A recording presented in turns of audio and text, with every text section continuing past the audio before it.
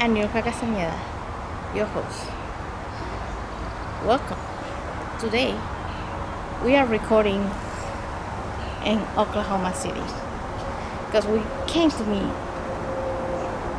an amazing veteran, Jessica Rose, and we're going to let her tell you what she does for community and her own words, all the ways that she's moving, literally, all the ways that she's impacting our community by having the conversation that sometimes in society we're so afraid to have.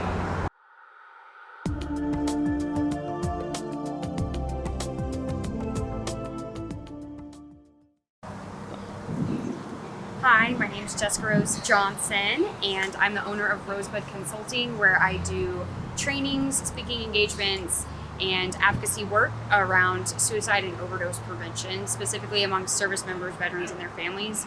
I'm also a rowing coach for U.S. Rowing's Freedom Rows program, which is a Department of Veterans Affairs grant, in which it allows veterans to come out and get that therapeutic recovery through water and peer support, and also that bit of athletic and competition back in different environments. Can you tell us why? Why did you start doing all this? So about 6 years ago now, I actually ended in suicide prevention on accident. I have a master's degree in crime intelligence analysis and religion and culture, so I like to joke that I love people and I love research.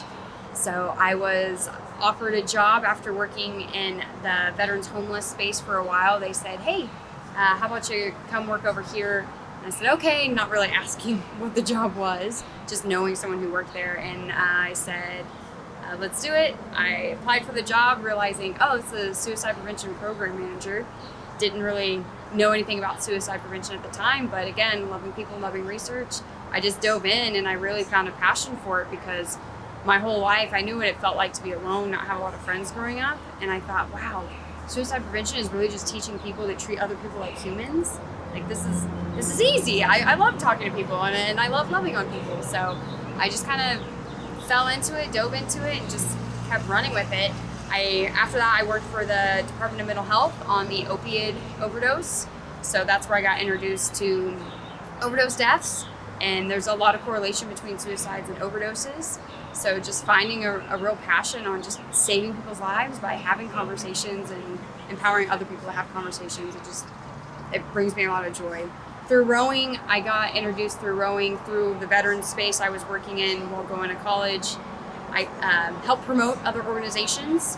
So somebody said, hey, come check out our program. And I said, okay, but I ended up checking my now husband out more than I did the program. So I just kind of kept coming back. I met him on a Thursday. Our first date was Friday, and we've just been together ever since. So I've stuck with rowing because that was his thing, and now I love it, and it's our thing.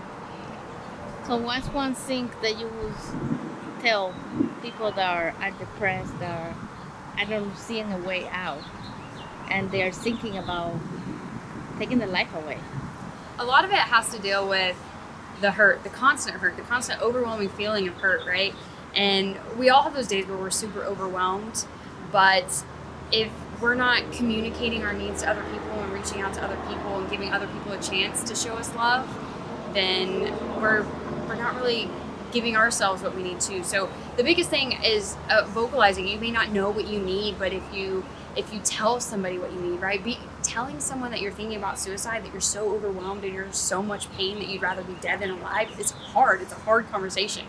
But at least telling people around you, saying, I'm really overwhelmed right now, we're giving other people the opportunity to try and step in and help. We're always going to be in crappy situations. Life throws us tons of junk, but there's always people out there that you won't even know, strangers that are willing to help get you past those painful moments in life.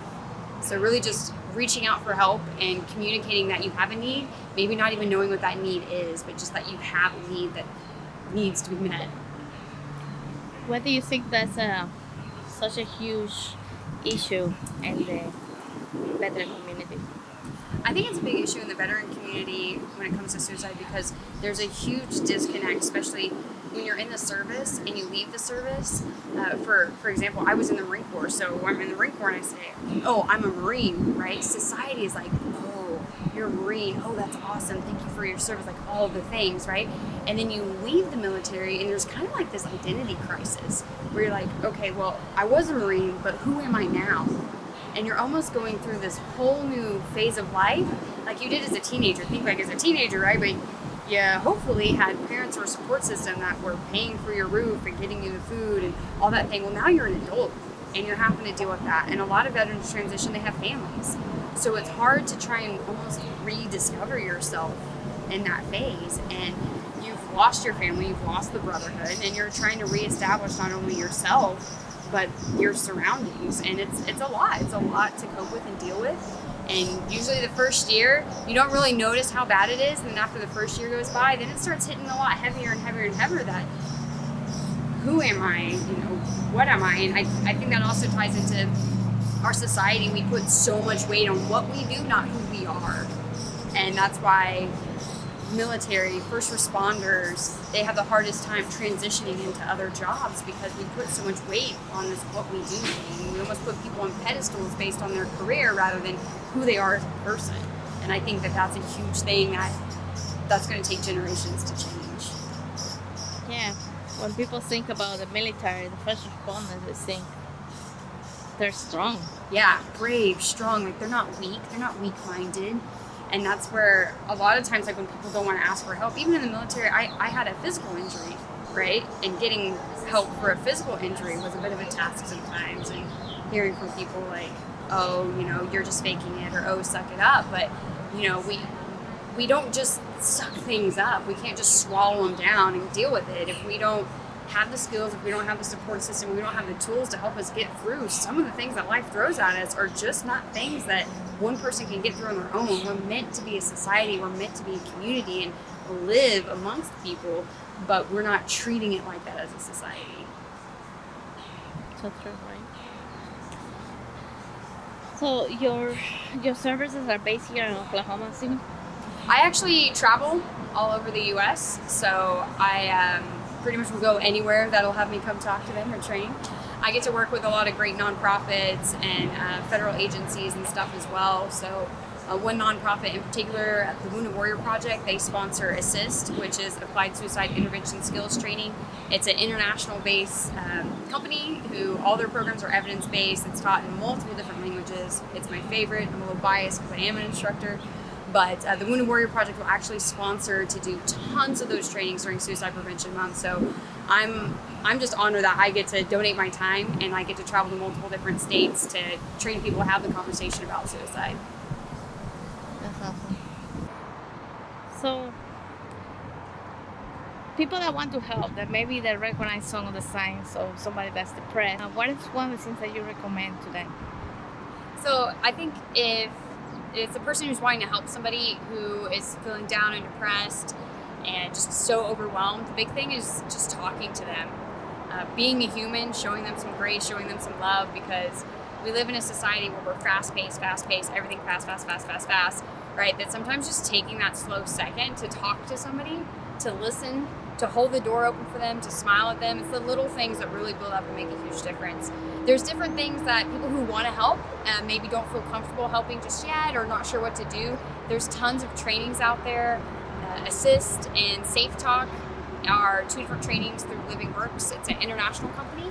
So it's taught in, I believe, 36 different languages. It's all over the world. You can catch one of those trainings. There's also a lot of great programs through the American Foundation for Suicide Prevention. They have Talk Saves Lives. There's QPR. It's another quick one. Definitely my favorite is ASSIST, though. I'm a little biased. I'm an instructor for ASSIST. But I do also teach Safe Talk. So ASSIST is 2 8-hour days, but it really helps take people, because the big thing is that we're scared to talk about suicide. We have this conception that, oh, if I say suicide or talk about suicide, it's going to put the idea in their head, but really it's not. It's out there. I like to quote my husband where he says, there's no original idea anymore in the world. He doesn't say that in regards to suicide, but he says that in regards to a lot of things, that you're not going to put the idea in their head, but what you are going to do is you're going to open up that conversation to where they know that it's okay. Usually when I do interventions and somebody it's so overwhelmed they're thinking about suicide, and once I ask them, hey, have you been thinking about suicide, or when was the last time you thought about suicide? There's this almost like a sigh of relief, like, okay, it's no longer taboo. I can talk about it. So that's something that when it comes to talking about depression, talking about feelings of overwhelming, it starts with us. It starts with us changing our culture, changing our society by even just telling other people when we're overwhelmed, right? Because then there's going to be those people who are like, oh, you're overwhelmed. Why are you telling me this? Because we're talking about it. We're not making the topic taboo anymore. So by talking about suicide, by saying the S word, that's going to really help open that conversation. That person's going to know that they can come to you, that they can talk to you about that topic, and that you're not going to be judgmental about it. Now, of course, if you say something like, well, you're not thinking about suicide, are you? That's not helpful or supportive, and that is very shutting down. So that's definitely where how you say things and your words matter. Language is so powerful that the simple thing to help people is simple acts of kindness and then listening to people. And when you are talking about suicide, say suicide. Be the first one to say it. Take that weight off their shoulders because they're already heavy and bogged down by all the other things that life has thrown at them. So that's one big thing to help. Listening, talking to people, taking extra trainings, learning more about the topic, talking about it with your families, with your kids, with your friends, different things like that. It's really going to help open us up to talk about it a lot more as a society, and that's going to help in the long run, and that's going to help other people feel like they're heard and that it's important, and it's okay to be overwhelmed and to talk about it. It's not okay to stay that way.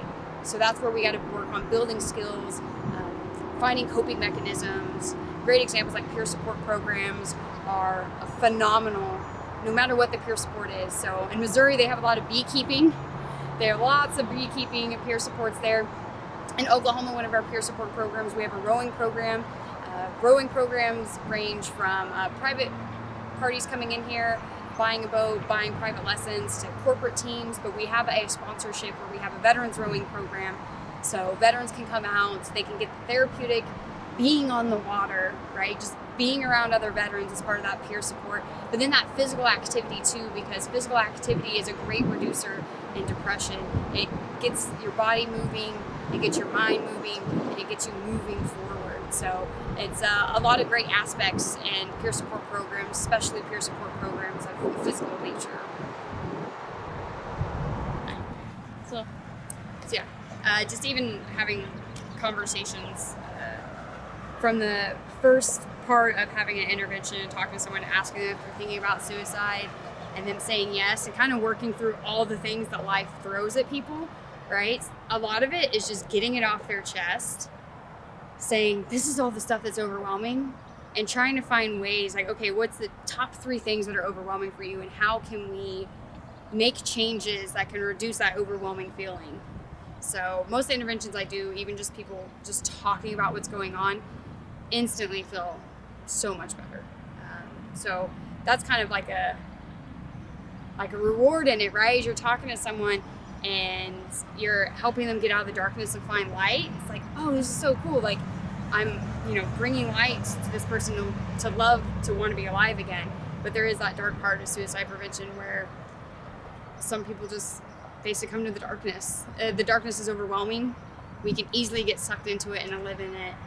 If we're not putting up safeguards, if we're not reaching out to other people, if we're not the ones reaching out to other people, again, a lot of it goes back to our culture and our society and how we view things and how we see things.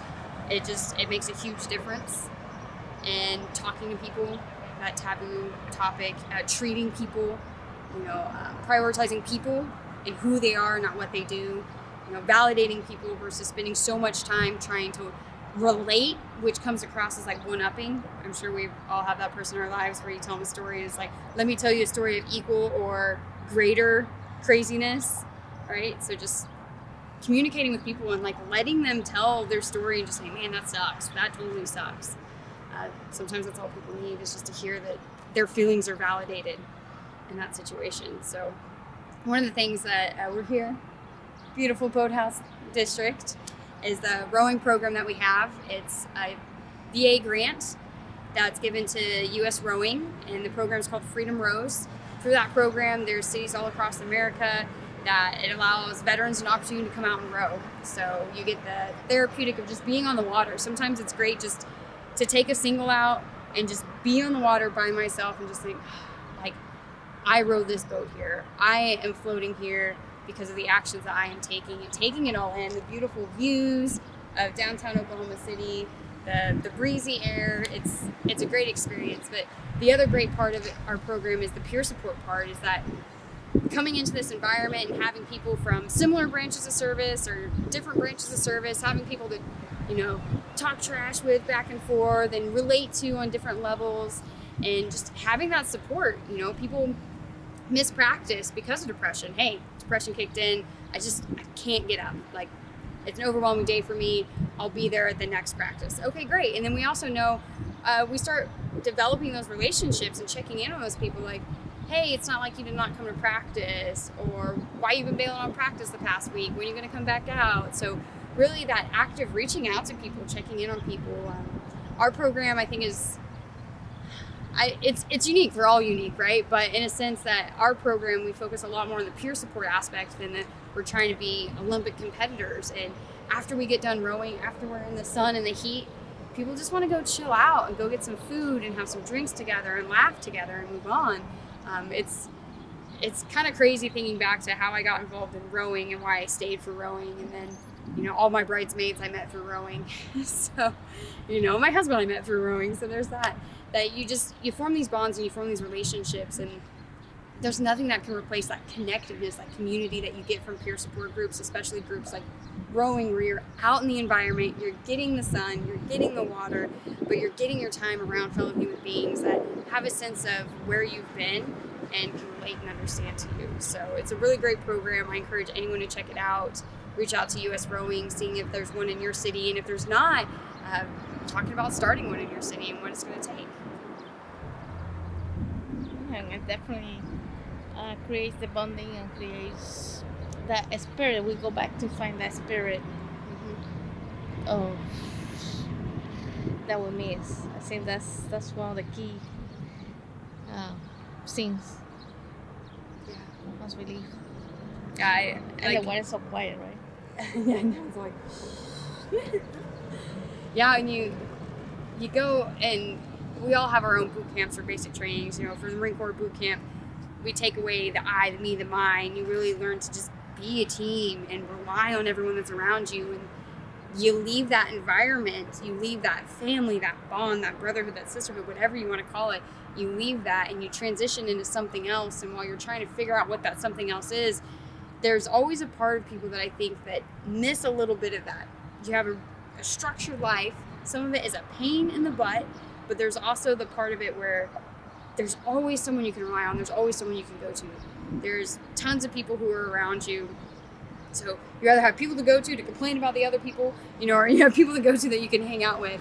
And that's what I think that we recreate in peer support groups. There's people that you can bond with, and then there's always that person that you don't like that we always end up talking crap on. But it gives people a sense of belonging, a sense of that group connectionness again. People that are disabled, that might have, are missing a limb, or might have some kind of back problem, they don't have to be afraid.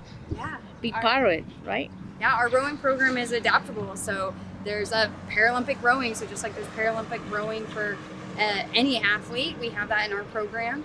So a lot of times there's some misconceptions on what rowing is, how do you row? So I really just encourage people to check it out, try it out. If you have an injury, we work with what that injury is.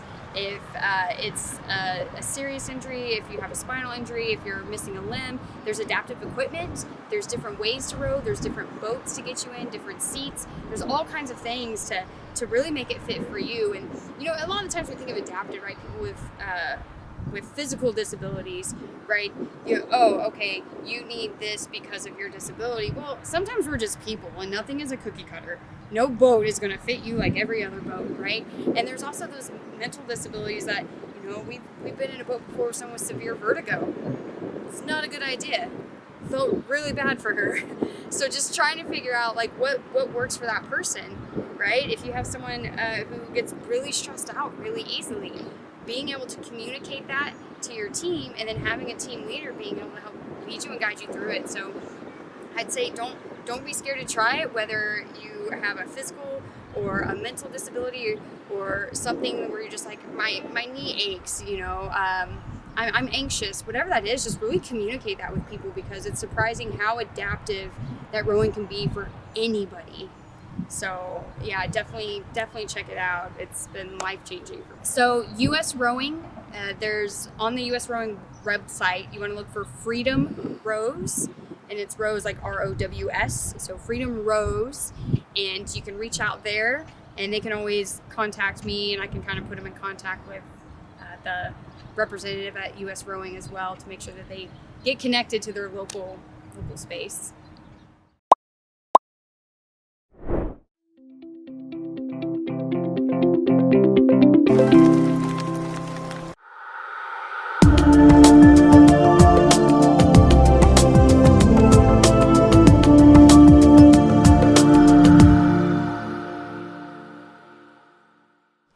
Hello, amazing viewers.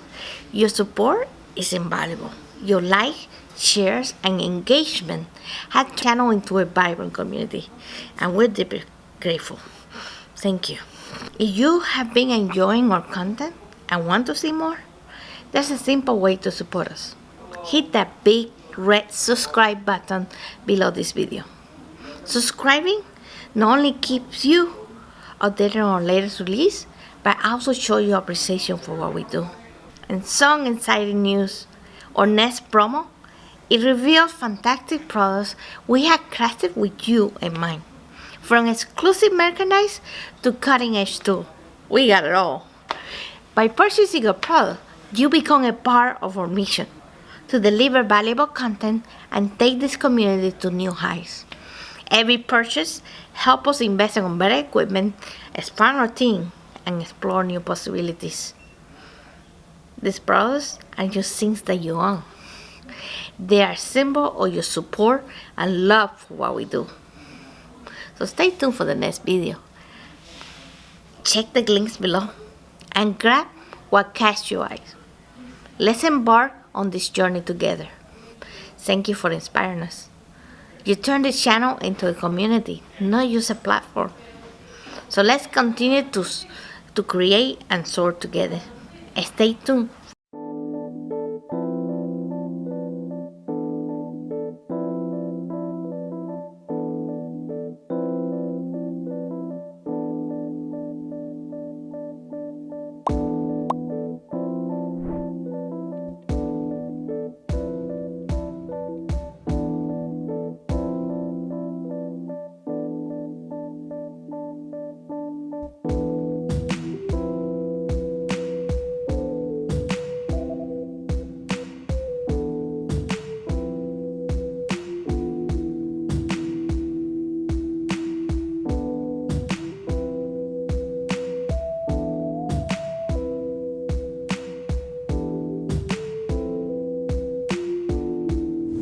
That day is just a sad day. We still have sad days. You asked why we're here, and one of the reasons that I chose this location to be interviewed is because not only does it represent what our country lost in the lives that were lost here that day, but we still continue to have losses every day. According to the VA, there are 22 lives per day of veterans who use the VA's mental health services that commit suicide. And suicide is a permanent solution to a temporary problem.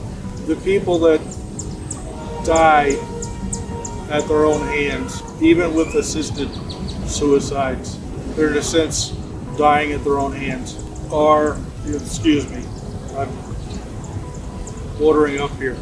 They're missing things, and the people that are around them, that love them, are missing things. And I coined a phrase not very long ago that for each suicide, the world skips a beat as it tries to find its groove again. And if we think of a vinyl record and we bump the needle or cause the needle to jump, that's like, and I'm not trying to make small of suicide.